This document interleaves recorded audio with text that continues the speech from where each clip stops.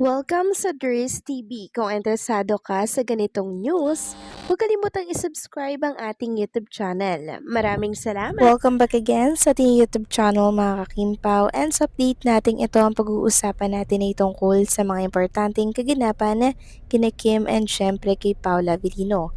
Pero bago po ang lahat, maraming salamat sa inyong patuloy na pag-support at pagsubaybay sa mga daily update natin.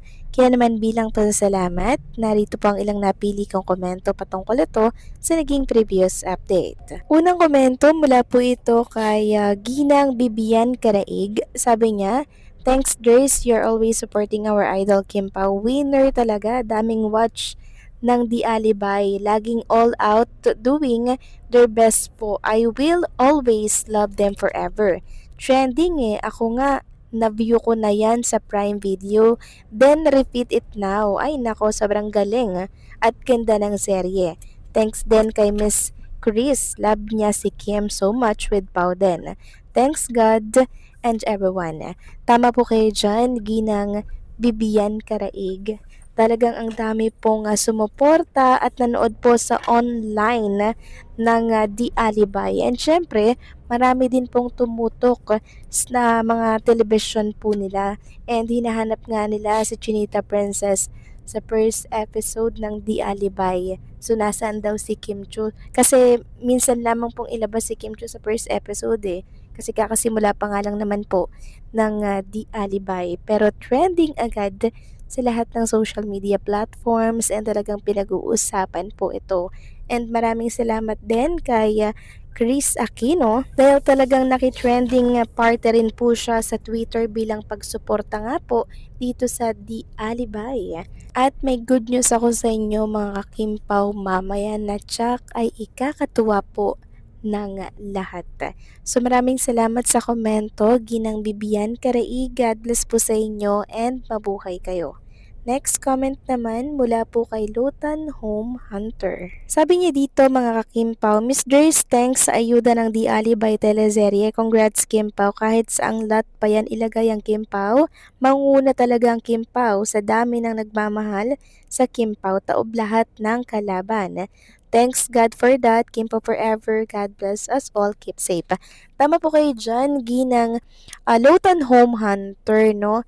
So kahit saang slot pa ilagay ang Di Alibay ni Kim and syempre ni Paula Avellino, patuloy at patuloy po itong susuportahan ng mga televiewers and syempre ng mga supporters ni Kim and ni Paulo Avellino kasi meron na po silang pundasyon talaga. Meron na pong mga solido na mga fans na talaga namang nakaabang lagi po sa mga project at event ni Kim and ni Paulo.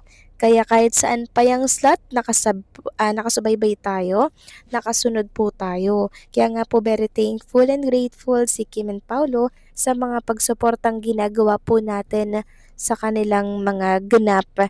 'Di ba? Ganyan po sila ka-thankful and grateful na tayo po yung naging fans ni Kim and ni Paulo, 'di ba? May mangilan-ngilan na pasaway pero mangilan-ngilan lang 'yun. Pero pagdating naman sa mga ganap na tulad nito, talaga namang nagkakaisa, nagkaka-unite, 'di ba? And 'yun talaga yung gusto nating part, ang isa sa mga ganap ni Kim and Paulo. Kaya naman, congratulations kay Kim and Paula Avellino sa matagumpay po na first episode airing ng Di Alibay. So maraming salamat sa inyong mga komento. God bless po at mabuhay kayo. So ito na nga pag-usapan na natin mga kakimpaw, mga topic na nakalap natin sa araw na to ng Martes. At tunahin na nga nating pag-usapan ng tungkol nga po dito sa post ng Dreamscape PH. So proud na proud silang ibinabahagi po ang naging views sa YouTube ng Di Alibay. So sabi nga dito mga kakimpaw, maraming salamat sa 347,550 na mga kapamilya, sabay-sabay tumutok at nanood ng Di Alibay The Beginning sa Kapamilya Online Live sa YouTube. So yan po yung views talaga ng Di Alibay sa YouTube. Pumalo po ng 347,000.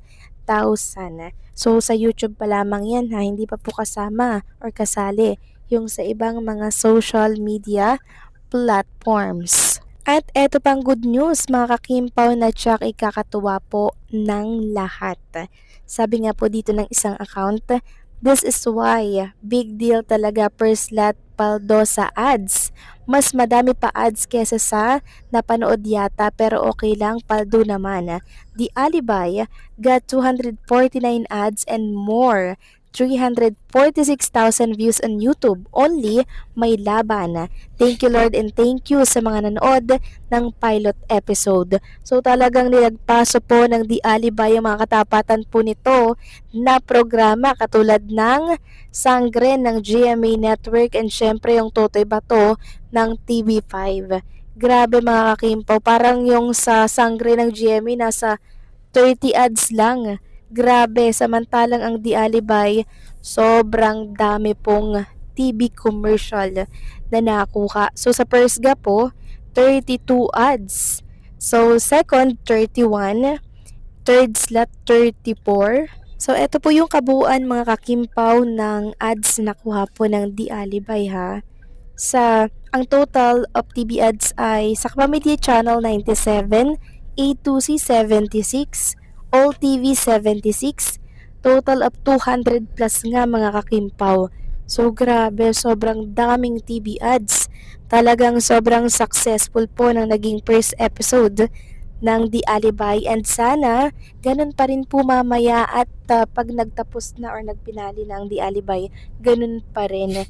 Sobrang thankful tayo sa mga supporters ni Kim and Paula Avellino kasi talagang binigyan po nila ng napakataas na online views and sobrang taas na TV ads. Alam kasi ng mga advertisers na marami pong tututok dito po sa Di Alibay ni Kim and Paula kasi sobrang lakas ng tambalang ito mga kakimpaw and talaga namang naguunahan yung mga advertisers sa pagpe-place ng mga ads bawat commercial ng Di Alibay. Kaya mamaya mga kakimpaw, sana ganun pa rin po yung views online and syempre mga televiewers na kung saan magbibigay ng mataas na ratings. And syempre, mga advertisers din, importante din po yan mga kakimpaw, nang sa ganun may kita rin syempre, no? Ang television or yung management, ABS-CBN, ni Kim and Paula Avellino Management. Kaya sana suportahan natin ito hanggang sa dulo. Hindi lang sana kahapon hanggang sa dulo, hanggang sa pinali mga kakimpaw dahil marami po nating dapat abangan na hindi pa ninyo nakita or ipinalabas sa Prime Video PH. And I'm sure sobrang happy ni Kim and Paula Avellino sa good news na nakuha po ng Di Alibay kagabi. So kayo ba mga kakimpaw, ano masasabi ninyo dito? Please comment down below.